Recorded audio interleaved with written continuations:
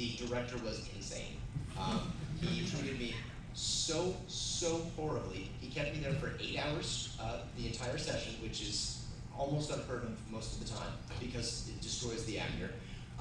The character had about 7.5 pages worth of dialogue total, and he micromanaged every single read, giving me the worst, most absolutely unfathomably unintelligible direction you could possibly give a person.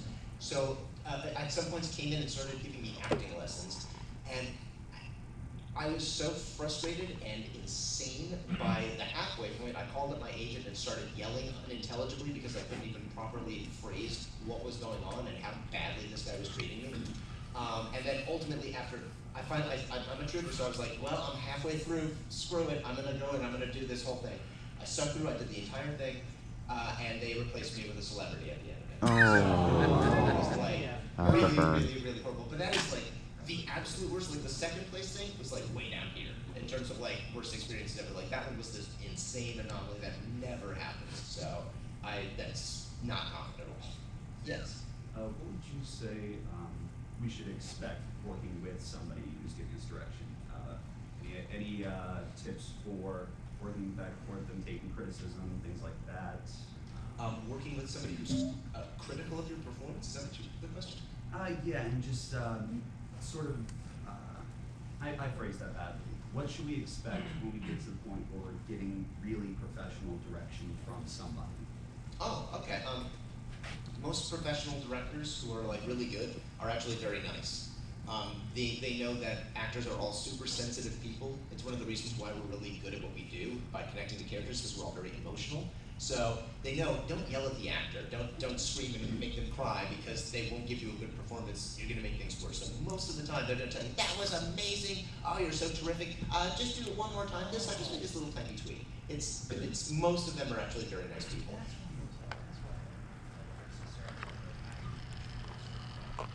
Yeah, usually, yeah. So most of the time we're going to be treated nicely.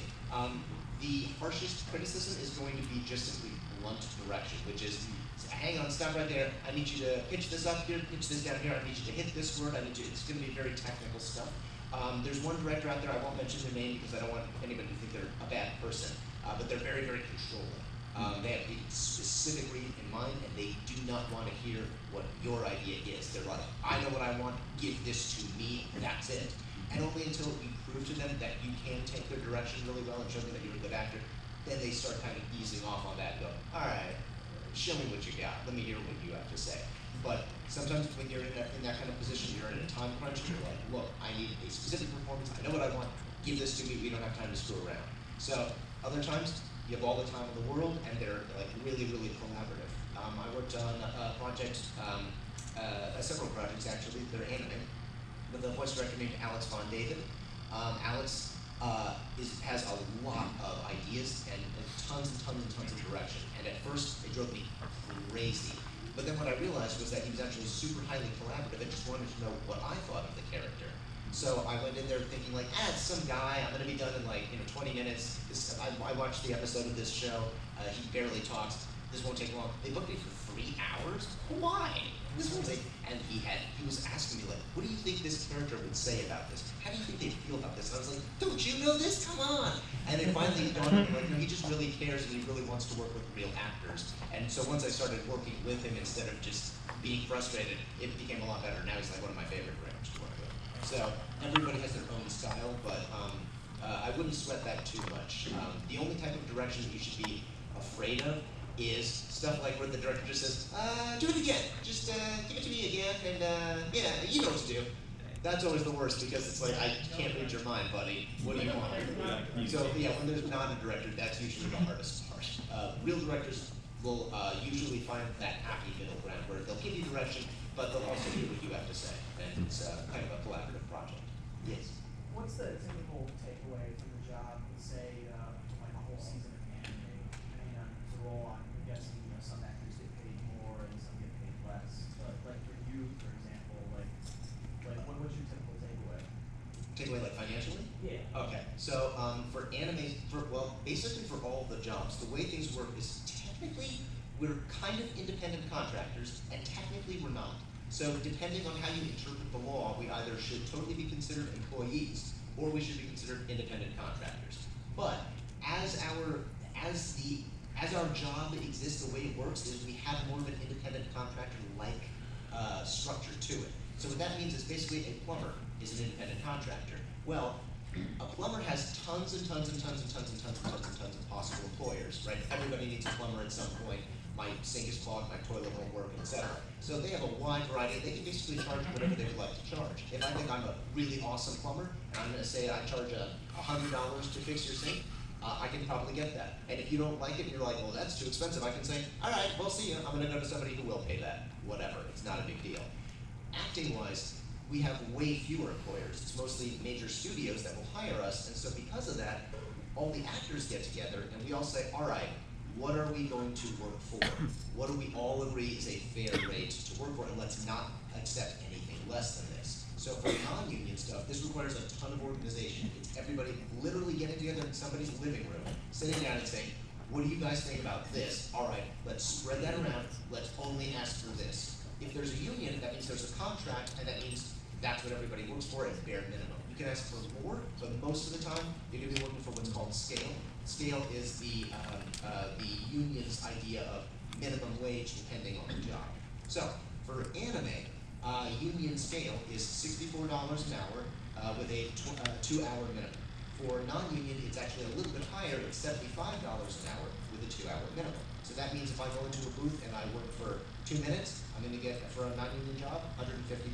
Full 2 hours, still $150. If I come out there and I say, I think I should be paid better, they can say, well, you know what, nobody else is asking for that, so we're just going to go with somebody else. And I'm either going to have to go, all right, and stick to my guns and not take that job, or I just have to accept that they might not hire me for that project, and maybe they'll say, yeah, you're too expensive for us, we don't want to hire you for anything. So for most of the time, I work at scale. When I do anime, I don't get paid super well. And usually when you say to somebody $75 an hour, they go, that's a freaking outstanding rate. But then you have to ask yourself, how many hours do you think you're going to work in, say, a month? If you're a popular actor, you're probably going to work maybe 4 hours a week. So it does not translate to a whole ton of money when you actually stretch it out over a period of a month. Most actors will do maybe, if they're kind of average on the anime scene, they'll do 2 hours a week. So it's basically 150, 150, 150, 150, so that's $600 a month. You live in Los Angeles, that isn't going to cover your rent. So that's kind of one of those problems. Yes?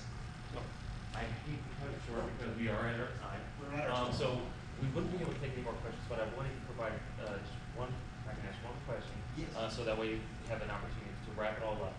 One key takeaway for, like we're going to treat it like a college course, voiceover one-on-one. What's one key takeaway that everybody here can take with them if they truly want to get into voiceover?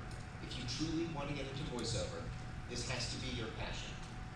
Passion is what is going to pull you through. There are people out there who treat this like it's a regular job, and they're not super into it, but they like it enough, and they're okay, but they're really good, and so they work. There are people out there who aren't super great at acting, and they have to bust their butts, taking tons of classes, working as hard as they can to improve.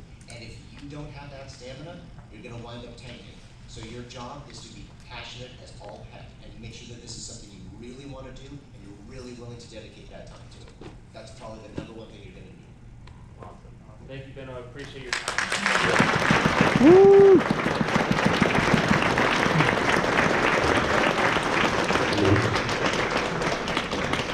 If any of you are super sponsors, the super sponsor lunch is starting at 11:30 that